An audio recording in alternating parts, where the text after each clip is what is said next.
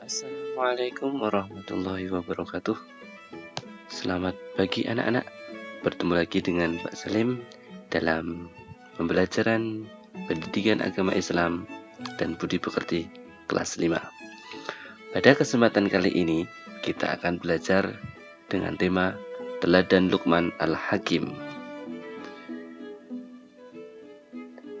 Marilah sebelum mulai pembelajaran kali ini kita bersama-sama membaca doa dengan membaca lafal basmalah bersama-sama. Bismillahirrahmanirrahim. Untuk selanjutnya, siapkan buku paket kalian dan buku tulis kalian pendidikan agama Islam, karena kita akan bersama-sama belajar tentang teladan Luqman Al-Hakim. Ada yang pernah mendengar cerita Luqman Al-Hakim? Ya, Luqman Al-Hakim adalah salah satu cerita yang ada di dalam Al-Quran, karena sikapnya yang begitu baik, teladan yang harus kita contoh, maka Allah sampai menyebutnya di dalam Al-Quran. Untuk selanjutnya, sebelum kita mempelajari Luqman Al-Hakim, perlu kita ketahui, marilah anak-anak, bacalah kisah-kisah para nabi dan rasul. Pasti setelah kita membaca kisah-kisah para nabi dan rasul, kita akan mendapat pelajaran yang berharga. Nabi dan rasul merupakan uswatun hasanah atau teladan yang baik. Di samping itu, Allah juga mengutus para wali dengan tujuan untuk menyeru kepada kebaikan dan takwa kepada Allah Subhanahu wa Ta'ala. Hari ini kita akan mempelajari dan meneladani kisah Luqman Al-Hakim. Luqman Al-Hakim termasuk wali Allah di dunia. Ada yang tahu apa itu wali Allah? Wali Allah adalah orang-orang suci yang dekat dengan Allah. Bisa dikatakan wali Allah adalah kekasih Allah. Kenapa kok menjadi kekasih Allah? Karena wali Allah senantiasa selalu mengerjakan perintah Allah dan menjauhi larangan Allah. Wali Allah selalu menyebarkan agama Islam. Ketakwaan dan keimanan wali Allah sangatlah kuat. Wali Allah selalu mengerjakan perbuatan wajib dan sunnah, serta meninggalkan perbuatan yang makruh, apalagi yang haram. Yang terakhir, ciri-ciri dari wali Allah adalah hukum perbuatan makruh. Adalah perbuatan apabila dikerjakan tidak apa-apa, namun jika ditinggalkan akan mendapat pahala. Luqman Al-Hakim selalu meninggalkan perbuatan-perbuatan yang makruh. Wali Allah di bumi ini sangat banyak. Kita hanya akan bahas tentang Luqman Al-Hakim yang ada di dalam surah Al-Quran. Luqman Al-Hakim adalah salah satu wali Allah yang nasihat-nasihatnya banyak diabadikan dalam Al-Quran. Ciri-ciri wali Allah adalah keimanan dan ketakwaannya kepada Allah Subhanahu wa Ta'ala. Orang yang paling mulia derajatnya di sisi Allah adalah orang yang bertakwa. Oleh karena itu, wali Allah disebut juga dengan kekasih Allah.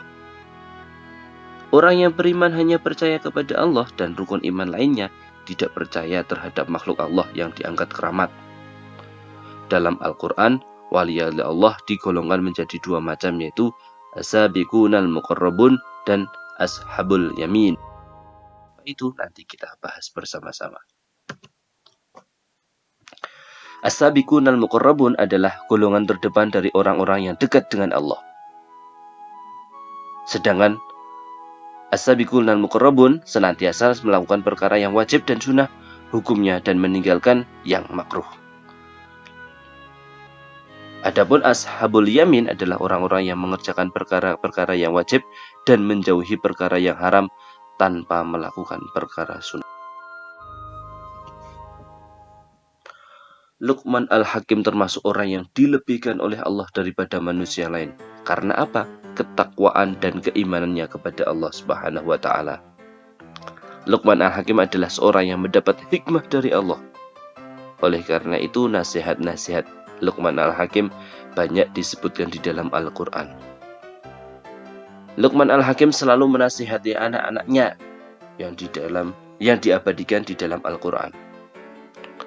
Luqman adalah seorang berkebangsaan Habsyi yang berasal dari Sudan. Luqman seorang yang berprofesi sebagai tukang kayu yang berbadan pendek dan berhidung mancung. Dalam masa tersebut, Luqman menjadi qadhi atau Al-Hakim, makanya dinamakan Luqman Al-Hakim. Adapun untuk nasab Luqman Al-Hakim yaitu Luqman bin Baurok bin Nahur bin Tareh. Nahur bin Tareh adalah nama asli Azhar, ayah Nabi Ibrahim. Jadi secara tidak langsung Luqman Al-Hakim itu masih ada famili atau keluarga dari anak. Luqman Al-Hakim dikaruniai banyak anak, namun semua meninggal ketika masih kecil. Luqman Al-Hakim senantiasa beriman kepada Allah, berperasaan halus, cerdas, dan berpengetahuan. Walaupun dicoba oleh Allah, Luqman Al-Hakim tetap bertakwa kepada Allah. Luqman Al-Hakim adalah orang yang banyak bersyukur atas karunia yang diberikan Allah Subhanahu wa taala. Tidak pernah mengeluh, selalu beribadah menyembah kepada Allah Subhanahu wa taala. Syukur adalah ucapan terima kasih kepada Allah atas karunia yang diberikan. Luqman adalah salah satu wali atau kekasih yang diutus untuk menyebarkan kebaikan di muka bumi. Luqman Al-Hakim ke pasar menaiki seekor keledai. Jadi ada cerita, pernah suatu ketika Luqman Al-Hakim itu ke pasar menaiki seekor keledai, sedangkan anaknya mengikutinya dari belakang. Orang-orang melihat kejadian tersebut, mereka berkata sambil terheran-heran, sungguh anak ayah yang aneh. Anaknya dibiarkan jalan, ayahnya malah menaiki keledai. Mendengar itu Luqman turun dan memerintahkan anaknya untuk menaiki keledai dan dirinya berjalan. Pada waktu itu ada orang yang berkata lagi, sungguh anak yang kurang ajar.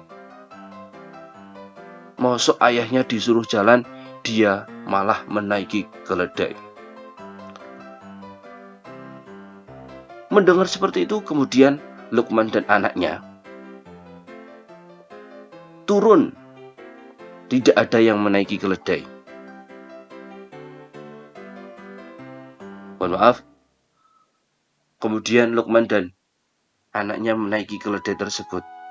Dan akhirnya orang-orang bicara lagi. Oh, bapak sama anak nggak punya kasihan. Mosok keledai yang masih kecil itu dinaiki oleh keduanya. Mereka nggak punya kasihan. Mendengar seperti itu, akhirnya Luqman dan anaknya itu turun berjalan kaki, sedangkan keledainya cuma dituntun. Setelah itu ada orang melihat seperti itu. Itu anak sama bapak gimana? Punya keledai kok tidak dinaiki? Akhirnya sambil berjalan, Luqman berbicara kepada anaknya. Sesungguhnya tiada terlepas seseorang itu dari penggunjingan manusia. Maka orang yang berakal tidaklah dia mengambil pertimbangan melainkan hanya kepada Allah. Barang siapa mengenal kebenaran, itulah yang menjadi pertimbangannya dalam setiap perkara. Jadi intinya kita itu tidak usah mendengarkan gunjingan orang lain. Kita hanyalah berpasrah kepada Allah Subhanahu wa taala. Semuanya diserahkan kepada Allah dalam setiap perkara. Allah Maha tahu mana yang benar, mana yang buruk. Kemudian Luqman Al-Hakim berpesan kepada anaknya, wahai anakku, carilah rezeki yang halal supaya kamu tidak menjadi fakir. Sesungguhnya orang fakir tertimpa kepadanya tiga perkara, yaitu tipis keimanannya tentang agamanya, lemah akalnya atau mudah tertipu dan diperdayai orang, dan yang ketiga, hilang kemuliaan hatinya atau kepribadiannya. Lebih celaka daripada itu, tiga perkara itu adalah orang-orang yang suka merendah-rendahkan dan meringan-ringankan. Jadi Luqman berpesan kepada anaknya supaya jangan menjadi orang yang fakir. Kita harus menjadi orang yang sukses agar apa? Kita dapat mudah beribadah kepada Allah Subhanahu wa Ta'ala.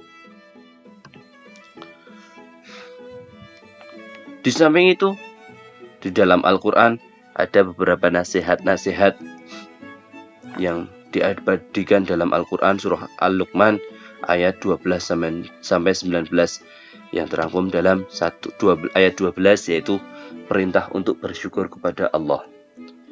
Selanjutnya larangan untuk menyekutukan Allah. Untuk ayat ke-11, perintah berbuat kebaikan kepada kedua orang tua. Dan di ayat ke-15, tetap berbuat kebaikan terhadap orang tua meskipun berbeda keyakinan. Dan dilarang mentaati orang tua apabila mereka menyekutukan Allah. Ayat yang ke-16 adalah kebaikan sekecil apapun tetap akan dibalas oleh Allah. Maka kita harus selalu menyebarkan kebaikan. Untuk selanjutnya, perintah mendirikan sholat dan beramar ma'ruf nahi mungkar. Luqman Al-Hakim selalu